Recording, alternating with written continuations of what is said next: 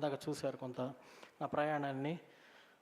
ఏదేమైనా ఎంత చేసినా సావిత్రి గారు అంటే నాకు చాలా ఇష్టం. ఎంత ఇష్టం అంటే చెప్పలేను, అంత ఇష్టం.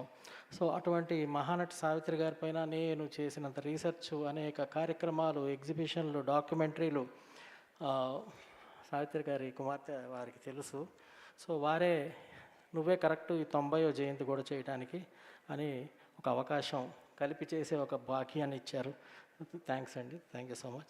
దీనికి కూడా ఇక్కడ ఇంత ఇవాళ రవీంద్ర భారతి ఇంత నిండుగా ఉండటం 4 మామూలప్పుడే అసలు చాలా తక్కువ వస్తున్నారు.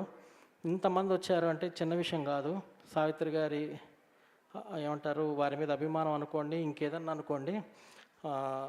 దీనికి కూడా ముఖ్యంగా ఈ ఉత్సవాలకి కమిటీ ఒకటి ఫామ్ అయ్యి, ఆ కమిటీలో ఒక్కొక్కరికి ఒక్కొక్క భాగం తీసుకొని ఎంతో కృషి చేశారు. చాలా పెద్ద పెద్ద వాళ్ళు ఈ వేదిక మీద నుండి వాళ్ళకి ఒకసారి ఉన్న వాళ్ళకి స్వాగతం చెప్తా, లేని వాళ్ళకి థ్యాంక్స్ చెప్తా. ముఖ్యంగా ఈ కమిటీ అనుకున్నప్పుడు ఉత్సవాలు మహోత్సవ్ ఒక కమిటీ వేసి మండలి బుద్ధప్రసాద్ గారిని అధ్యక్షతగా పెట్టినప్పుడు చాలా సావిత్రి గారికి ఇంతకుముందు ఎస్వి రంగారావు గారికి ఇట్లానే చేశాం.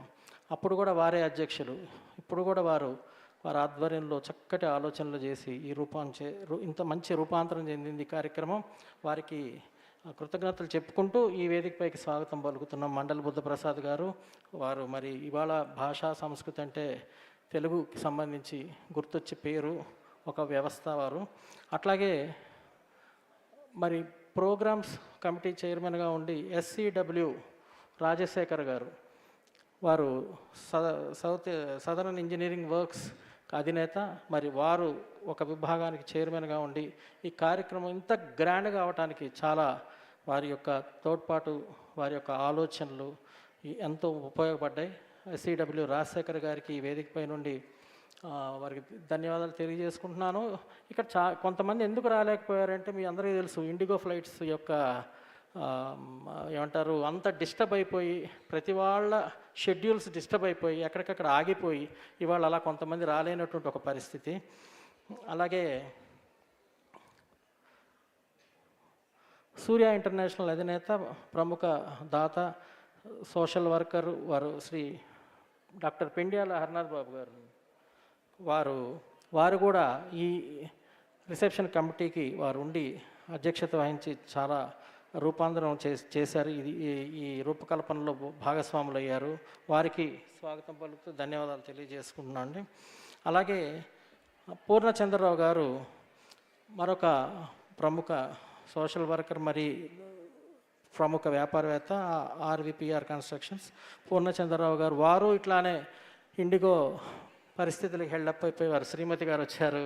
శ్రీమతి పూర్ణచంద్రరావు గారమ్మ, సంతోషం, నమస్కారం, మీకు ధన్యవాదాలు.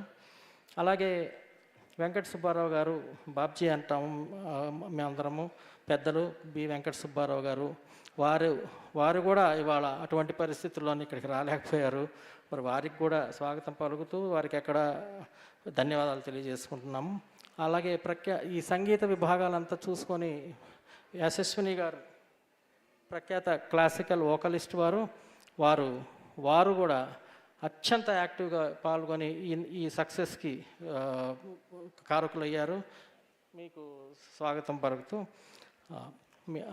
ధన్యవాదాలు తెలియజేసుకున్నాను అండి. ఇంకా ఇతరత్ర పెద్దలందరూ కూడా అందరి గురించి చెప్పారు. అందరు సావిత్రి గారితో కలిసి నటించినటువంటి వారు మురళీమోహన్ గారి వేదిక పైన ఉన్నారు.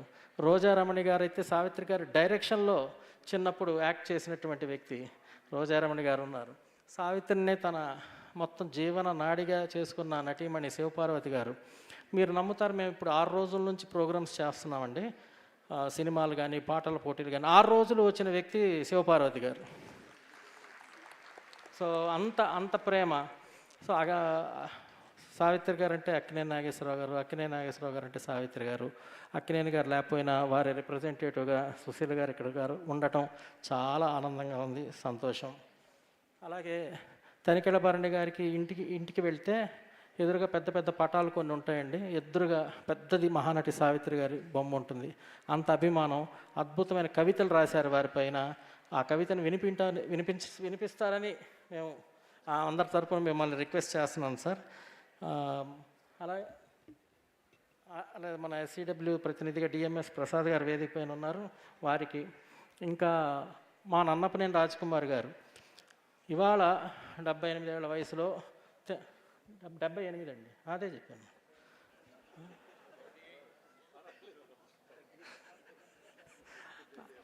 The most dynamic political lady మా జీవితంలో మేము చూసిన వాళ్ళల్లో. అది మా చిన్నప్పుడు ఇద్దరిని చూసామండి, ఎందుకంటే మేము వీళ్ళని చూస్తూ పెరిగాం కాబట్టి, వెంకయ్యనాయుడు గారిని, రాజ్ కుమార్ గారిని. ఏంటో ఇవాళ గుంటూరులో ఉంటారు, రేపు కాకినాడలో ఉంటారు, ఎల్లుండి రాజమండ్రిలో ఉంటారు, ఆ ఉద్యమాలు అంటారు, ఈ పోరాటాలు అంటారు, చేసి చేసి చేసి మనకు అలసట ఉండదా ఏంటో అనుకునేవాళ్ళం. అలాగే మరి రాజకుమార్ గారు కూడా అంతే.